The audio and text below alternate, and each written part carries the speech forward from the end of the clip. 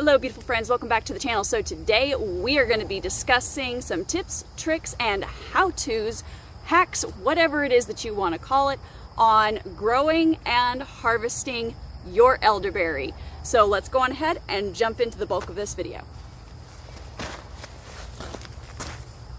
Okay, so tip number one, simply put, do not fertilize, like ever.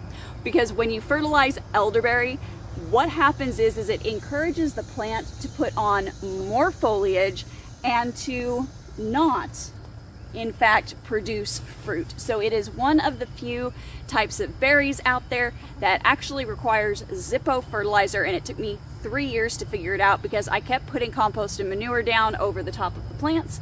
And as soon as I stopped doing that last year, we started to get some massive harvests rolling in. So that is my tip number one, zero fertilization on these babies. So let's go on ahead and jump into tip number two. Tip number two for growing your elderberries is going to be, especially if you are in a similar zone to mine and or deal with pests such as Japanese beetles.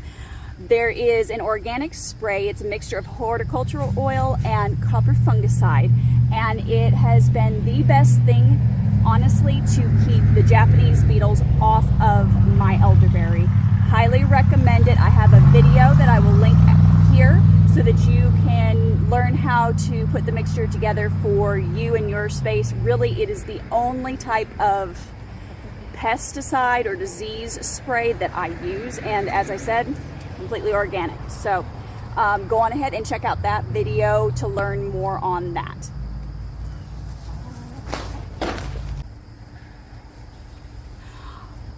Okay, and the third tip, trick, hack, whatever it is that you want to call it for growing elderberry is going to be making sure to trim your elderberry in the early spring. So that is really the best time to get the optimal growth and to get the optimal, I guess you could say, fruiting harvest.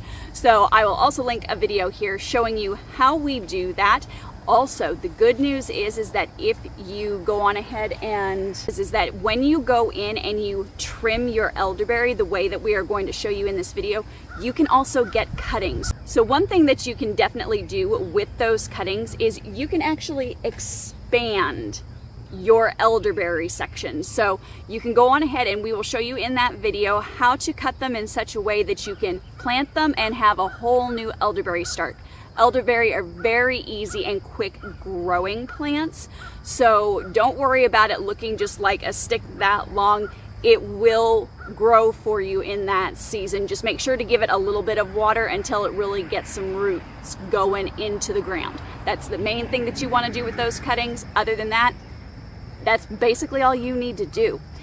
So let's go on ahead and jump into harvesting our elderberries. I've already actually gotten one harvest off of my elderberry plants, but we've got some elderberries that definitely need to be harvested today and taken advantage of and put into our medicinal pantry. So let's go on ahead and get that part of this video going. Okay guys, so one of the indicators that I've discovered in growing my elderberries that tells me that they are ready for harvest is basically that the clusters themselves begin to hang upside down. So as you can see, they get heavy, they get weighted, and they turn upside down instead of being right side up with all of the loaded white flowers.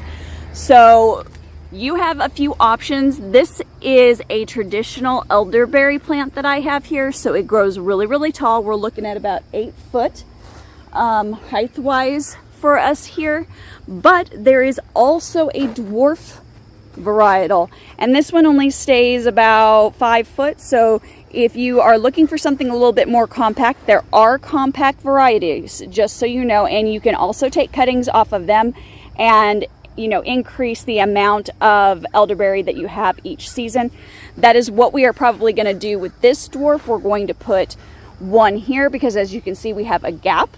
So when we go in, say, March, mid to late March, what we'll do is we'll take a cutting off of our stalks that you see here, and then we will plant that in the ground here to fill in this space and give us, of course, more elderberries. So harvesting the elderberries is as simple as number one, I go in and I check, and as you can see, it looks like the birds have availed themselves of some of the elderberries that were ready on this one. And that's fine. I don't mind sharing. I'm just not going to give everything to the birds. And the birds seem to not be inclined on taking all of my elderberry this year, so that's, you know, very nice of them. So that gives me a harvest to show you. But literally all you do is go in, break it off like so, and then when I take it in, I just pick the elderberries off of the main stalk here, spread them out on a drying sheet, and let them do their thing. So I hope you enjoyed this video. I know that elderberry growing can seem a little daunting for some people, so that's why I went on ahead and I decided to give this video a shot, is because I know that there are people that are interested in growing this crop but have a lot of questions and concerns and want some extra information on how to grow them. And really, growing elderberry is not a hard thing. The main thing that you want to make sure that you don't do is you don't want to give it tender love and care. Hate to say that, but these plants are very, very independent plants and they don't like a lot of maintenance. So if you follow the first 3 tips at the beginning of this video, you are going to have successful elderberry harvests. So hope you found this valuable. If you have any questions, comments, go on ahead and drop them down below. I'd love to hear from you. I'd love to be able to answer any questions that you have regarding growing elderberries or harvesting elderberries. And don't forget to join my wait list. My guide is almost ready, guys. So I am looking right now at dropping that guide here in the middle of August. So I want you to go on ahead and jump on that wait list. It's going to get you early access to that small space gardening guide, and it is also going to get you a very big discount on the guide. So it's a win-win situation for you. So I'll have a link for that in the description box below. And if you want to learn more about growing elderberries, check this video out here at the end of this video. And as always, keep it simple, natural, and essential. We'll see you on the next video. Bye.